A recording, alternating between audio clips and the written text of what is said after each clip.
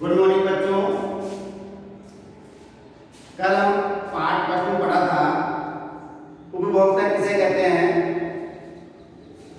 उपभोक्ता को कितने वर्गों में बांटा गया है।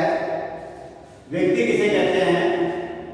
उपभोक्ता वस्तु या सेवा किस प्रकार प्राप्त करता है। आप सबने पढ़ा होगा और शायद याद भी आपने किया होगा। आज पार्ट 2 में उपभोक्ता से संबंधित कुछ और जानकारी प्राप्त करते हैं। सबसे पहले उपभोक्ता का शोषण। उपभोक्ता का शोषण से क्या तात्पर्य है। उपभोक्ता का शोषण किसे कहते हैं। जब उपभोक्ता को मूल्य के अनुसार लाभ या सुविधा प्राप्त नहीं हो तो उस स्थिति को उपभोक्ता का शोषण कहा जाता है। अर्थात जब उपभोक्ता बाजार से कोई वस्तु खरीदता है, उसकी पूरी कीमत देता है, पर घर लाने पर वो जो सुविधा चाहता था वो उसको प्राप्त नहीं होती है, तो उस स्थिति में उपभोक्ता शोषण महसूस करता है कि मेरा शोषण हुआ है। उदाहरण के तौर पर जब कोई व्यक्ति घर में फ्रिज लेकर आता है तो उसका एक उद्देश्य होता है कि मुझे ठंडा पानी मिले, इसमें बर्फ जमे। लेकिन घर लाने के बाद पता चलता है कि उस फ्रिज में न तो पानी ठंडा हो पाता है, नहीं बर्फ जम पाती है। तो उस स्थिति को उपभोक्ता अपना शोषण मानता है, क्योंकि उसने उचित मूल्य दिया लेकिन उसे कोई लाभ प्राप्त नहीं हुआ। अब आगे उपभोक्ता के शोषण के कारण। उस उपभोक्ता का शोषण क्यों हुआ, उसके क्या कारण थे, अपन पढ़ेंगे कि उपभोक्ता के शोषण के निम्न कारण थे। इन कारणों की वजह से ही उपभोक्ता का शोषण होता है। पहला कारण है उपभोक्ता के शोषण का पहला कारण है सही वस्तु या सेवा का चयन न कर पाना। अर्थात उपभोक्ता बाजार में जाता है लेकिन वो सही वस्तु या सेवा का चयन नहीं कर पाता है, इस कारण उसका शोषण होता है। दूसरा कारण है उपभोक्ता के शोषण का वस्तु से संबंधित पूर्ण जानकारी का अभाव होना। उस उपभोक्ता को जो वस्तु बाजार से खरीद रहा है उस वस्तु के बारे में उसको पूर्ण ज्ञान नहीं होता है, इस कारण से उसका उपभोक्ता का शोषण होता है। तीसरा कारण है उपभोक्ता का अशिक्षित होना, यानी उपभोक्ता अनपढ़ है, उसको शिक्षा प्राप्त नहीं है, इस कारण वो बाजार जब जाता है तो वो दुकानदार जो भी वस्तु उसको देता है, जितना उससे पैसे लेता है उतना उसको दे देता है और घर लेकर आ जाता है। अर्थात उपभोक्ता का अशिक्षित होना भी उपभोक्ता के शोषण का कारण माना जाता है। उपभोक्ता के शोषण का चौथा कारण है पैकिंग पर लिखित प्रचार पर विश्वास कर लेना। दुकानदार उसको बताता है, कोई वस्तु देता है, कहता है कि पैकिंग पर देखिए आपके ये प्रचार लिखा हुआ है, उसी प्रचार पर उपभोक्ता विश्वास कर लेता है और उस पैकिंग की गई वस्तु को घर लेकर आ जाता है। जब उसको खोलता है उसको पता चलता है कि ये बहुत पुरानी थी, इसको इसको पैकिंग कर दिया, इसको डेट बदल दी, पैकिंग डेट पुरानी थी लेकिन नहीं लगा दी, उनको विश्वास कर लेता है, इस कारण उसका शोषण होता है। उपभोक्ता के शोषण का पांचवा कारण है क्रय की गई वस्तु का बिल या रसीद न लेना। ये उपभोक्ता के शोषण का एक बहुत बड़ा कारण है कि उपभोक्ता बाजार से जो वस्तु खरीदता है तो उसका बिल या रसीद नहीं लेता है, इस कारण उसका शोषण होता है। क्यों होता है, क्योंकि यदि वो कोई सामान लेकर आता है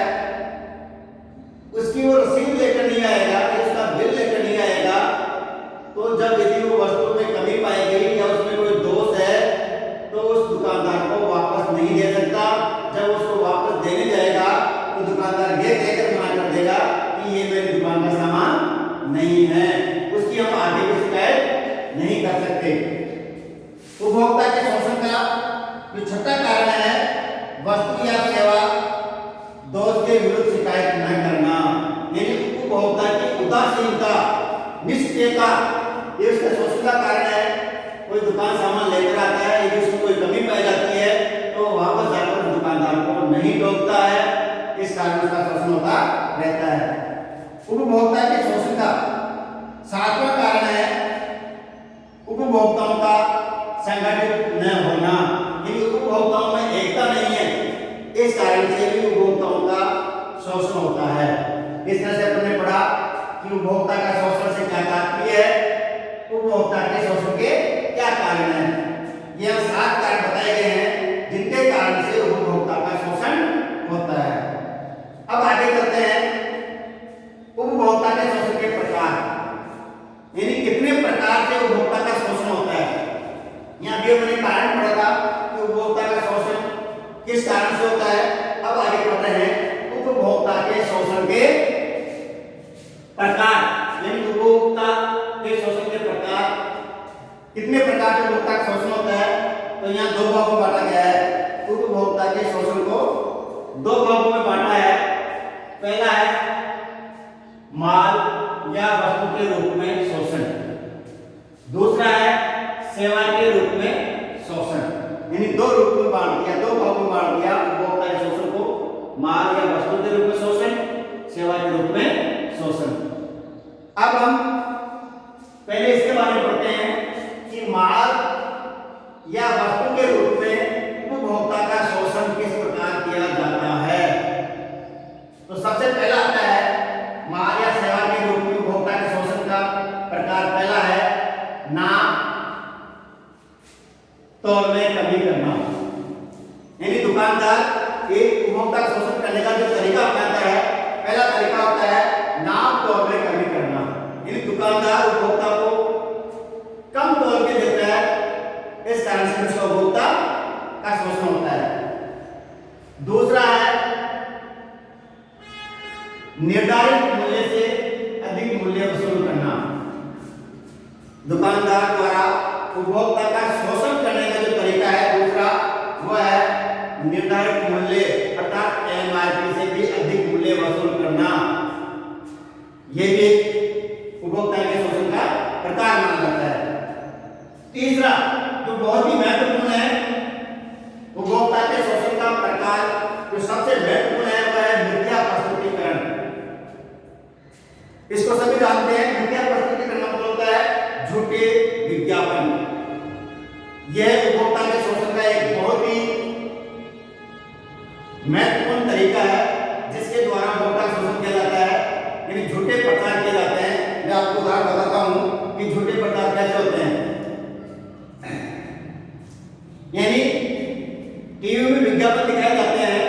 एक विज्ञापन आया था कि माधुरी दीक्षित का ऐड देती है मेरी सुंदरता का राज लक्स।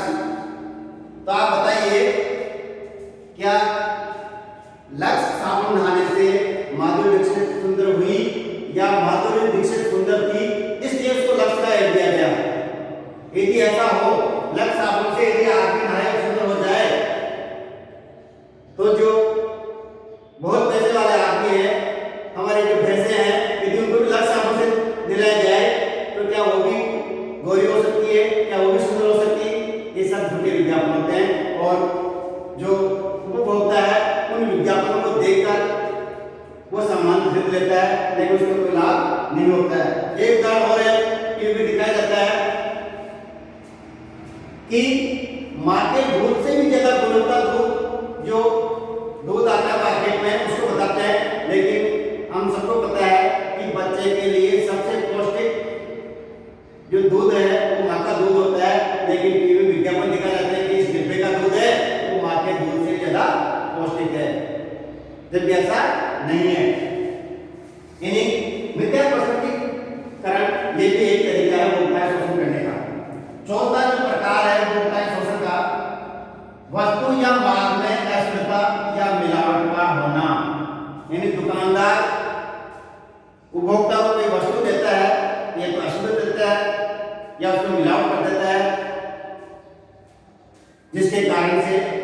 उपभोक्ता का शोषण किया जाता है। कुछ 50% यदि उसमें शुद्धता है तो उसमें 20-30% अशुद्धि उसमें मिला दिया जाता है और उपभोक्ता से उतना ही मूल्य वसूल किया जाता है जितना उसका शुद्धता का था। पांचवा प्रकार है वस्तु के रूप में होता है शोषण का कृत्रिम अभाव उत्पन्न करना, यानी कृत्रिम अभाव उत्पन्न करके भी उपभोक्ता का शोषण किया जाता है। कृत्रिम अभाव उत्पन्न करके उपभोक्ता से अधिक मूल्य पर वस्तुएं बेची जाती है। उदाहरण के देखिए आप कभी कभार हम सुनते हैं या बाजार में देखते हैं कि किसी एक वस्तु की बाजार में अभाव उत्पन्न कर देते हैं, यानी कह देते हैं दुकानदार के पास जाते हैं हमारे पास नहीं है, उससे हम दो चीज मांगते हैं, दो वस्तु मांगते हैं, हमारे को एक ही देता है कि अभी आगे से नहीं आ रही है और उसका प्रचार कर दिया जाता है कि अभी ये वस्तु बाजार में उपलब्ध नहीं है, तो लोग घरों से भगते हैं और उसी वस्तु को खरीदते हैं जिस कारण दुकानदार उसको अधिक मूल्य में बेचता है। यानी कृत्रिम अभाव उत्पन्न करके उपभोक्ता का शोषण किया जाता है। छठा है माल या वस्तु का असुरक्षित होना। दुकानदार द्वारा यदि कोई वस्तु खरीद रहे हैं या कोई माल खरीद रहे हैं वो असुरक्षित होती है, उसके द्वारा भी उसका शोषण किया जाता है। हमने कहीं से माल खरीद के लाया, जैसे मान लीजिए आपने बाजार से जूसर खरीद के लाए और उस जूसर का जब जैसे हम यहाँ घर आने के बाद में जूस निकालने का प्रयास करते हैं और अचानक ही वो फट जाता है, हो सकता है किसी की आंखों में चोट आ जाए, किसी को कुछ भी हानि हो सकती है। यानी माल या वस्तु का असुरक्षित होना ये भी एक तरीका है उपभोक्ता के शोषण करने का। दूसरा था सेवा के रूप में शोषण। अभी हमने पढ़ा था माल या वस्तु के रूप में उपभोक्ता का शोषण किस प्रकार किया जाता है, तो ये 6 पॉइंट थे, इनके द्वारा एक उपभोक्ता का शोषण किया जाता है। दूसरा था सेवा के रूप में शोषण। सेवा के रूप में शोषण उपभोक्ता का निम्न प्रकार से किया जाता है। पहला है विक्रय उपरांत असंतोषजनक सेवाएं प्रदान करना, यानी कोई भी माल बेचने के बाद में उसकी जो सेवाएं होती है वह असंतोषजनक होती है।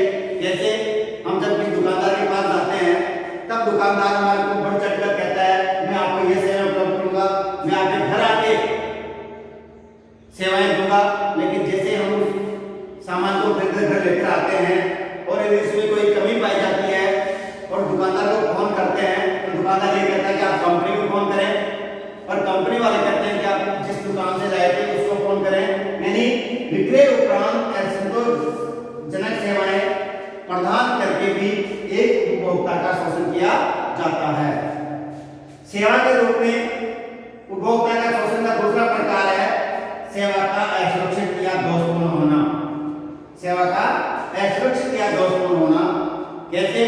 हम डॉक्टर दिखाने जाते हैं और यदि डॉक्टर से हमने सेवाएं ली, उसकी अच्छी फीस भी दी, लेकिन डॉक्टर की कोई ऐसी दवाई गलत लिख दे जहां इलाज होना चाहिए था वहां ज्यादा बीमार हो गए, यानी असुरक्षित सेवा देकर वो एक उपभोक्ता का शोषण करता है। तीसरा है शारीरिक मानसिक बौद्धिक क्षति पहुंचाना। कभी कभार हम जब कोई सेवा का उपयोग करते हैं उस सेवा से हमारे को शारीरिक हानि हो सकती है, मानसिक हानि हो सकती है, या हमारा बौद्धिक क्षति ये भी सेवा के द्वारा प्राप्त होती है। तो ये भी एक तरीका है उपभोक्ता को सेवा के रूप में शोषण करने का। चौथा है लाभ के स्थान पर हानि पहुंचाना। बहुत सी सेवाएं ऐसी होती है जो हम लाभ के लेके आते हैं लेकिन उनसे लाभ तो प्राप्त होता नहीं है और उनसे हमें हानि प्राप्त होती है। तो यह 4 तरीके हैं सेवा के रूप में उपभोक्ता का शोषण करने के। 4 तरीके हैं, 4 प्रकार हैं जिनके द्वारा उपभोक्ता का शोषण किया जाता है। हमने पढ़ा उपभोक्ता का शोषण से क्या तात्पर्य है, उपभोक्ता के शोषण के कारण और उपभोक्ता के शोषण के प्रकार। अब अगर टॉपिक आता है उपभोक्ता के कर्तव्य, जिस तरह से उपभोक्ता का शोषण होता है यदि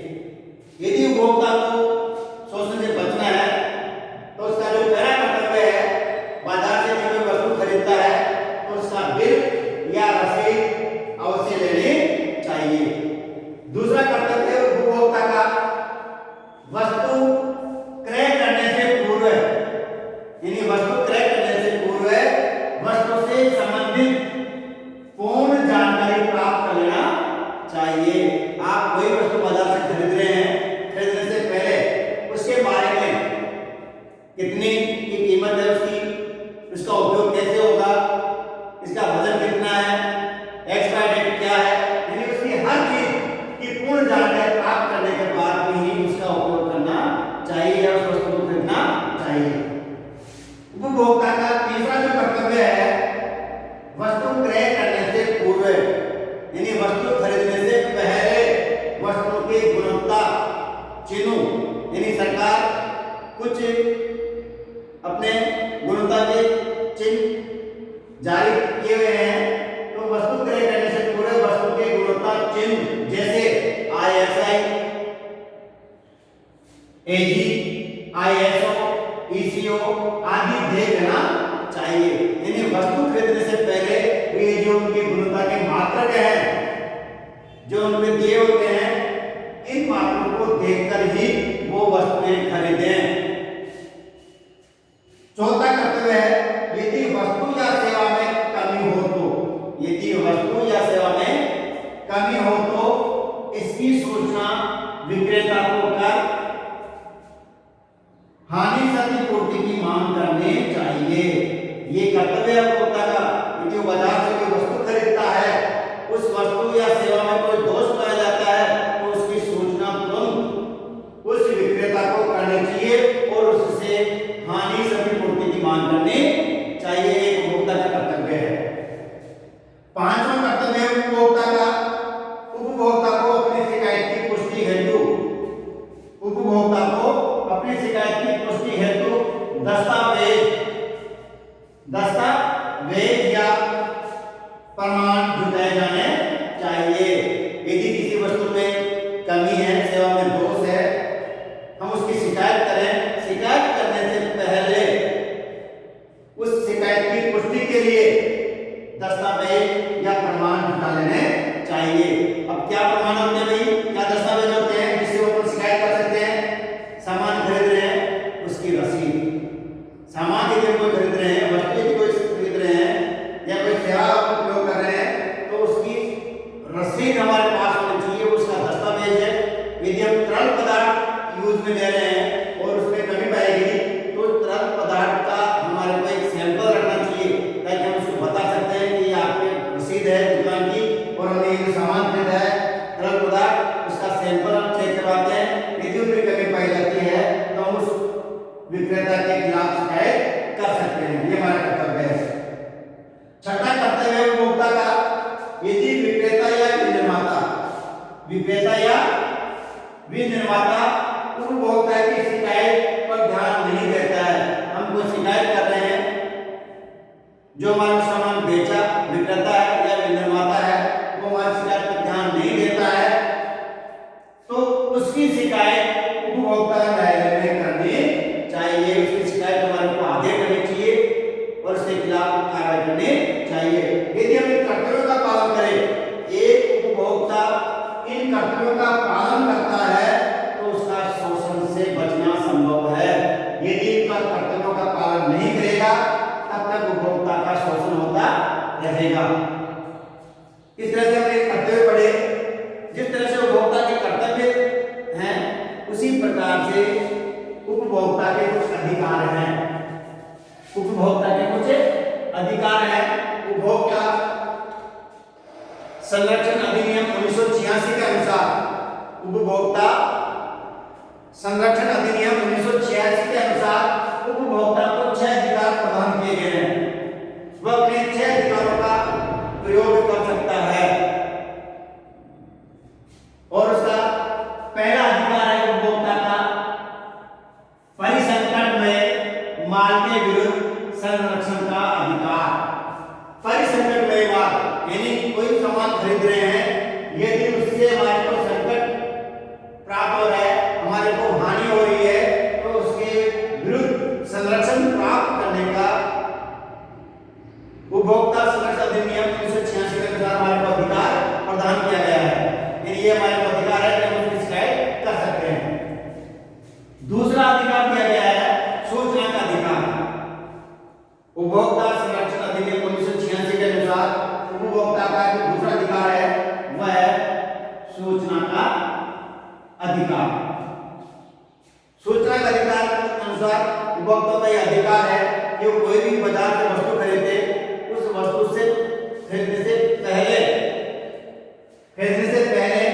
उस वस्तु की के गुण, मात्रा, शुद्धता व मूल्य, इनके बारे में पूर्ण जानकारी प्राप्त कर लेना चाहिए, उसके बाद वस्तु खरीदे। उपभोक्ता का जो तीसरा अधिकार है, विभिन्न प्रकार की वस्तुएं विभिन्न प्रतिस्पर्धी मूल्यों पर पाने का अधिकार। ये भी उपभोक्ता अधिकार दिया गया है कि बाजार में सरकार द्वारा विभिन्न प्रकार की वस्तुएं प्रदान की गई है और उन पर विभिन्न प्रतिस्पर्धा मूल्यों पर पाने का उसको अधिकार है। ये नहीं है कि एमआरपी पे लिखी रेट है कोई उसको दे। उपभोक्ता को अधिकार दिया गया है कि वो एमआरपी पर भी छूट पाने का उसको अधिकार है, यानी वो माप तोल करके वस्तु की पूर्ण जानकारी प्राप्त करके वस्तु खरीद सकता है। चौथा अधिकार है उपभोक्ता का उचित फोरमों के समक्ष ध्यान पाने का अधिकार, यानी उपभोक्ता संरक्षण अधिनियम के तहत उपभोक्ता को उचित फोरम के समक्ष ध्यान पाने का अधिकार दिया गया है। वो जो उसको कोई भी समस्या है, उसकी शिकायत कहाँ करना है, उसके बारे में उसको पूर्ण जानकारी दी जाती है। पांचवा अधिकार है अनैतिक शोषण के विरुद्ध परितोष प्राप्त करने का अधिकार।